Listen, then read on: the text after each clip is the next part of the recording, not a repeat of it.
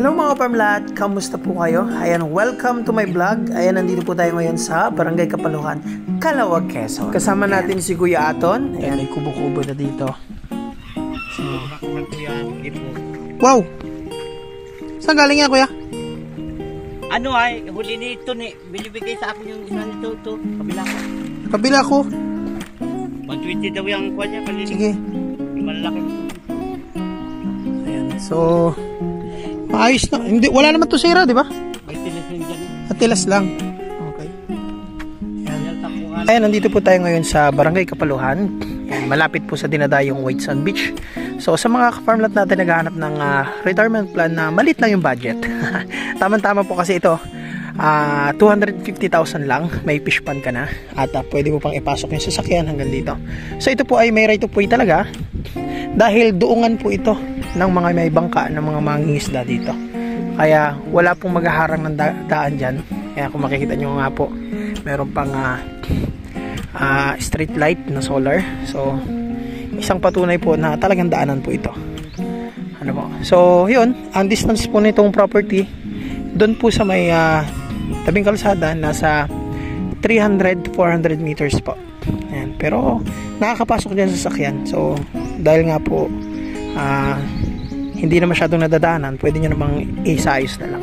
So, ang good thing mga ka-farmlat, yung presyo ng 250 mga ka-farmlat, kung magpapagawa ka ng prinsa, pagbibili ka ng fish pan, tapos magpapagawa ka pa ng gantong prinsa, so possible gastos dito sa prinsa, gagastos ka po dyan ng mga 100,000 kasama po labor and materials. So yung i-rate ko sa presyo sa halagang 250,000 dito sa fish pan na to, hindi na po talo ang buyer. Gaya nga po na sabi ko, sa prinsa pa lang kung gagastos ka ng 100,000, so di may 150 ka pa.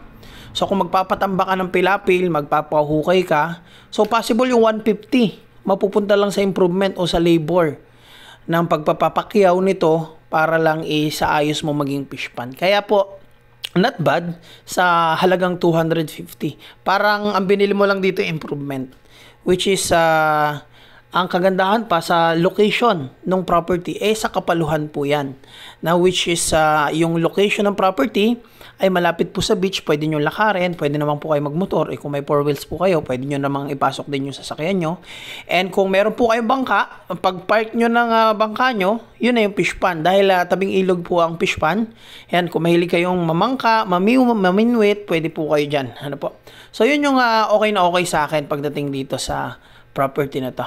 Ayan, at alam ko, mga ka-farmlat natin, marami nag-aabang, marami naghihintay, marami naghahanap ng retirement plan na limited yung budget. Ayan, mga ka-farmlat, 250 lang yan. Ayan po. Ito mga ka-farmlat, ang pag-usapan naman natin yung status ng documents. Ano po?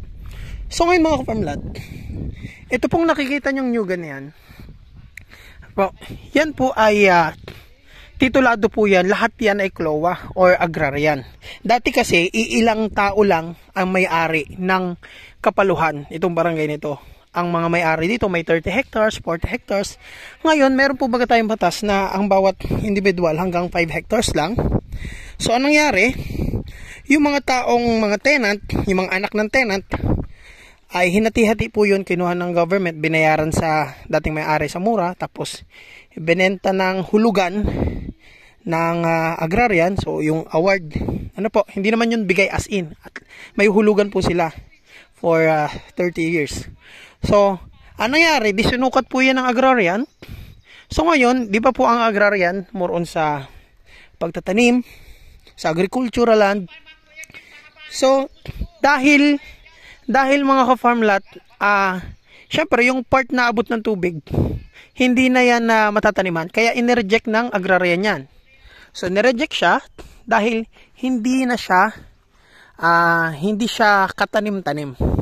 So ang ginawa naman ni Kuya Aton, ayan si Kuya Aton, yan, ikinultivate niya, ginawa niyang fish pan, ginastusan, inimprove, nilagyan ng prinsa. So yun po yung history, ano po, yung fish pan na to. No. So at least malinaw po sa inyo mga ka-farmlat. Ayan. Na ito mga ka-farmlat ay wala pong maghahabol sa property na to Kasi nga po, rejected na siya ng agrarian, hindi siya tanim. Kumbaga, ito po ay rights. Ano po? At kung a-applyan nyo naman ng title, wala na pong fish pan ang natitituluhan ngayon. Ano po? So, lahat yan, kadalasan, rights, lalo na yung ganito kaliit lang. So, yung mga titulado pong fish pan dito, yung karatig nito, na 50 hectares. Yun, ang mga titulado po dito, yung mga sobrang lalaki na hektarya. Siyempre, baka kung papatituluhan nyo to, baka 100,000 nyo or 150, maubos lang. Pero yun nga, pwede nyo po siyang i-apply na lang sa DNR. Pero kahit rights naman po ito, at least alam natin yung history, kaya siya rights. Kasi nga, nireject siya ng agrarian. So yung ritaso, ayan, binili ni Kuya Aton kung sino yung may rights dito, tapos ikinultivate niya, dinevelop niya, ginawang fish pan. So yan. So yun po yung history. Ano po? Kaya kung kayo po ay parang may muhon dito. So ayan. Kaya kung kayo po mga ka-farmlat ay yung mga buyer na nag-worries na ay mahirap yan bilhin kasi nga walang papel, walang title. Ay hindi po talaga magkaka-title to. Kasi nireject nga po ng DAR, nireject ng agrarian. So yun po. Dito nagbabayad ng buwis sa barangay lang kasi maliit lang. Kumbaga ito ay parang kung nag-aalaga ka ng baboy, kambing, kalabaw, kumbaga backyard farming. So ito para siyang backyard fish pond lang. Ayan, ang good thing sa halagang 250 meron ka ng fish pond na pwede kang paglagyan ng kubo. Kung mahilig ka sa fishing, tama-tama to kasi tabing ilog. Then pagpunta kang dagat, yun, bahala ka. So yun yung kagandahan sa property na to. Ayan. So ayan mga farmlat, paunahan na lang kayo kung sino po ang willing mag-avail sa halagang 250 nito. Mamaya galing dyan magdadrive tayo papuntang dagat. Yan, para makita nyo yung sinasabi ko. Ano pa? Kuha kayo ng ganyan, pwede kayong maglagay ng mga bubo, manghuli kayo ng alimango. Kumbaga just for fun, kung gusto nyo lang maglibang-libang dito sa probinsya. At mababait naman po ang tao dito mga farmlat. Ayan. Ang setup dito ni Kuya Aton, may anong tawag dyan? Galaw. Lumpot. So yan mga ka-farmlat, yung mga isda galing dito sa ilog, kahit na labas ang tubig, pag pasok. So yung mga isda galing dito sa ilog, pag pumasok dito, yan, papalit yung dulo niyan, hindi na siya makakalabas. So kahit wala kang hulog, may papasok at may papasok dyan ng mga isda. So kung pang ulam-ulam lang, magkakaroon ka po dito ng mga pang ulam-ulam. Yan. So kung gusto nyo naman mamili ng mga kasag, yan, dito na doong yung mga nanghuli ng kasag dito. Ayan. So mamaya bibili tayong kasag.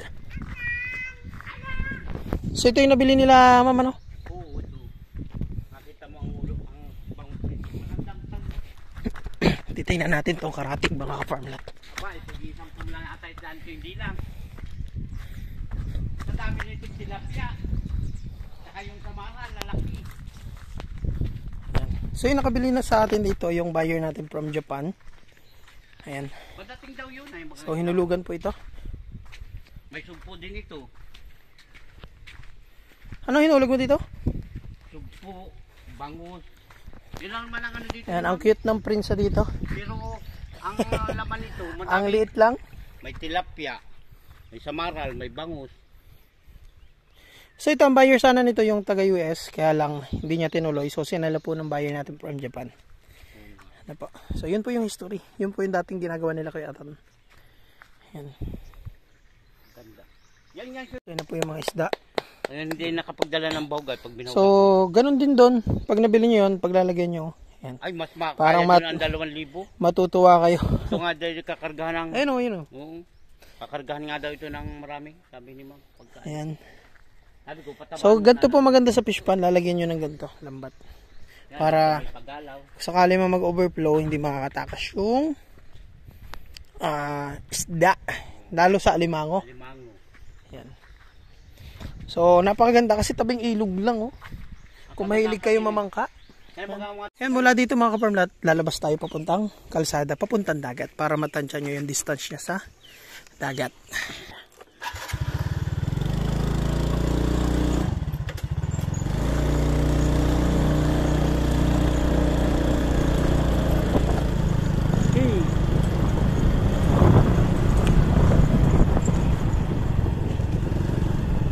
Kahit kutsi dito, paso. Kahit kababa ang sasakyan.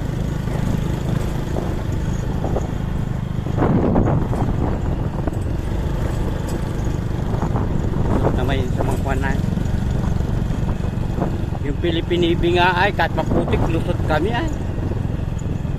Ganda naman ang karsada dyan ay. Papuntang Talingting. Dito. Pinasok dito yung sasakyan? O, pasok dito ang sasakyan. Kaya nga ano dito. O, sa baba-baba pa. Yung pandaan sa baba-baba.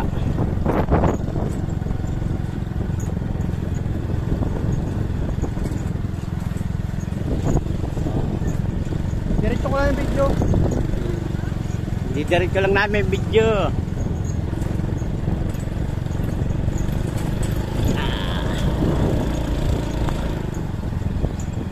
Ito ang karsada. Mayon. Hanggang dagat.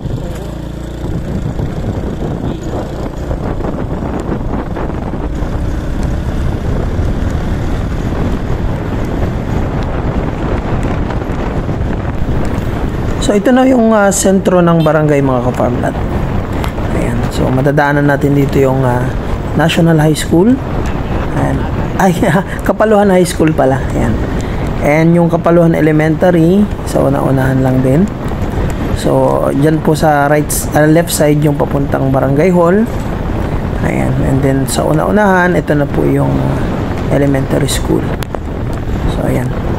So, ayan na yung elementary school mga ka-farmlat. Kaya, both elementary and high school, meron po dito sa mismong sentro ng barangay ng Kapaluhan. And, dire-diretso lang yung dagat naman mga ka-farmlat. Ay, hawig na ambas eh. Uy! Yan, dito tayo. Yan yung kasama ko din vlogger pang isa o si Wilfie.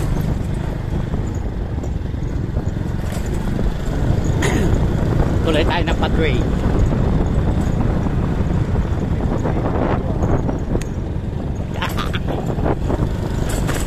Nakita nila ako. Basic. Buknil yata yan. Nung nasa abroad na ay bata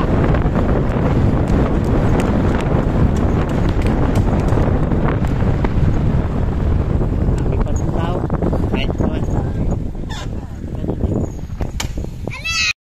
So ayun na nga mga ka-farmlat, nandito na tayo sa dagat kung saan nandito po dumuduong yung mga mangisda, yung mga naliligo, ano po. So ito yung malapit-lapit na pwede nyong liguan from fish pond. So ayan mga ka-farmlat, hanggang dito na lang yung ating video. And sa mga bago pa lang sa ating channel, yan, huwag nyo pong kalimutan mag-subscribe. Malay nyo sa mga next upload natin, yung hinahanap nyo na palang property for sale ang mapapanood nyo. So ayan mga ka-farmlat, maraming salamat sa inyong panonood. Ang sarap mamuhay sa probinsya. Sariwang hangin at ang sarap sa tenga ng tawa ng mga bata. Ang sarap dito tumanda. Kaya kung wala ka pang probinsya, handang tumulong ang grupo namin para mahanapan po kayo ng retirement plan. Investment farm, ganun din ang bakasyonan. Kaya tara na, dito sa Quezon Province, habang mura pa ang mga lupa. Kaya sa mga nais pong mag-inquire, ayan po ang ating FB account, Facebook page, WhatsApp and Viber. Para sa susunod, kayo naman po ang maservisyohan namin. Maraming salamat po.